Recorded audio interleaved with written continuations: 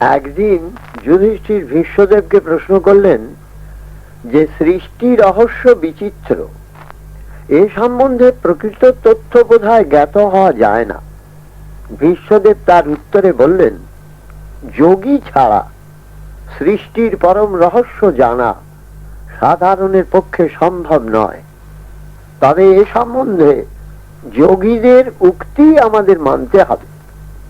কোনো এক সময় নারদ অসিত দেবল নামে এক পরম ধার্মিক মুনিকে যে কথা বলেছিলেন, আমি তোমার কাছে সেই আলোচনার বিবরণ দিচ্ছি। তার থেকে তুমি হয়তো কিছু বুঝতে পারবে। নারদ সৃষ্টি প্রসঙ্গ আলোচনা করতে গিয়ে বললেন যে বিধাতা পঞ্চভূত থেকে এই সৃষ্টি কার্য আরম্ভ করেন। এইগুলিকে আদি মহাভূত বলা যেতে পারে। জীবাত্মা পরমাত্মা কর্তৃক প্রেরিত হয়ে এই সমস্ত মহাভূত থেকে আবার অন্যান্য ভূতের সৃষ্টি করেন। এই পঞ্চমহাভূত বেদ স্বরূপ, নিত্য ও নিশ্চল জীবকে ষষ্ঠ বলা যায়। ক্ষিতি, অপ, তেজ, বায়ু, আকাশ এই পঞ্চভূত। এই পঞ্চভূত থেকেই দেহ প্রভৃতির উৎপত্তি। কিন্তু পরমাত্মা, আত্মা আর পঞ্চভূতের স্রষ্টা, এরাই আবার জন্ম মৃত্যুর কারণ। জীবের উৎপত্তি এইখান থেকে, লয়ও হয় এই মহাভূতে।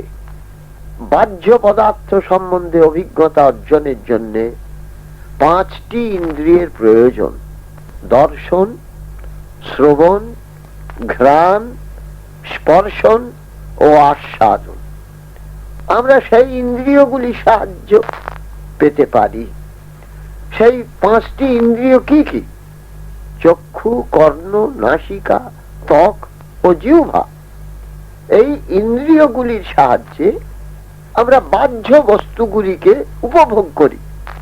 রূপ, রস, গন্ধ, স্পর্শ নিজেদের বিষয় ইন্দ্রিয়ের সাহচর্য ছাড়া আমাদের জ্ঞানের গোচরে আসতেই পারে না। ইন্দ্রিয়ের সাহায্য আমরা চাই নিশ্চয়। ইন্দ্রিয় থেকে চিত্ত, চিত্ত থেকে মন, মন থেকে বুদ্ধির উৎপত্তি। মানুষ ইন্দ্রিয় থেকে রসবস্তু বা ভোগ্য বস্তু গ্রহণ করে আত্মাকে আস্বাদন করায়। কিন্তু আত্মাকে আস্বাদন করাতে গেলে মনের দ্বারা সম্যক বিচার করে বুদ্ধির দ্বারা তার নিশ্চয় করে। পাঁচটি ইন্দ্রিয়, চিত্ত, মন ও বুদ্ধি, এইগুলি জ্ঞানেন্দ্রিয়। আর হস্ত, পদ, পায়ু, উপস্থ আর মুখ, এই পাঁচটি কর্মেন্দ্রিয়। বাক্য প্রয়োগ, অন্ন গ্রহণের জন্য মুখ, গমনের জন্য চরণ, কার্যানুষ্ঠানের জন্য হস্ত, পুরুষ পরিত্যাগের জন্য পায়ু ও শরীরের গ্লানি নির্গমনের জন্য উপস্থ। এই কর্মেন্দ্রিয় ছাড়া আরেকটি কর্মেন্দ্রিয় আছে, তাকে বলা হয় প্রাণ। এটিকে ষষ্ঠ ইন্দ্রিয় বলে নির্দেশ করা হয়।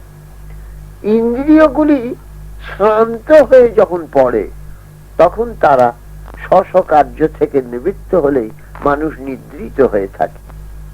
ইন্দ্রিয়দের বিশ্রাম কালে মন সকর্মে নিরত থেকে বিষয়ের অনুভব যদি করে, তাহলে সে স্বপ্ন দেখে। মনের আবার বৃত্তি তিন প্রকারের: সাত্ত্বিক, রাজসিক, তামসিক। তার মধ্যে সাত্ত্বিক বৃত্তি শ্রেষ্ঠ। যার যেমন বৃত্তির প্রাবল্য, সে নিদ্রিত হলেও সেই বৃত্তির প্রভাবটাকে আর ত্যাগ করতে পারে না। সাত্ত্বিক পুরুষের অন্তরে সর্বদা সুখ, সর্বদা শান্তি, সর্বদা সন্তোষ, ঐশ্বর্য, জ্ঞান ও বৈরাগ্য জাগ্রত থাকে। তাই স্বপ্নের অবস্থাতেও সাত্ত্বিকরা সেইভাবে স্বপ্ন দেখেন। যাদের রজগুণ সম্পন্ন, তারা কি স্বপ্ন দেখে?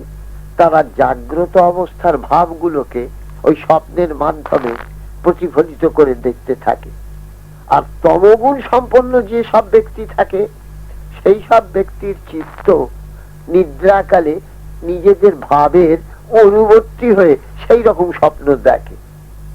মানুষের শরীরে 5টি কর্মেন্দ্রিয়, 5টি জ্ঞানেন্দ্রিয়, তাছাড়া মন, বুদ্ধি, চিত্ত ও প্রাণ এই জ্ঞানেন্দ্রিয়ের সঙ্গে সংযুক্ত, এবং সাত্ত্বিক, রাজসিক ও তামসিক এই গুণ বর্তমান। মোট 17টি গুণ রয়েছে। এইগুলি ছাড়া শরীরে বর্তমান কে না জীবাত্মা। পরমাত্মা থেকে তার উৎপত্তি।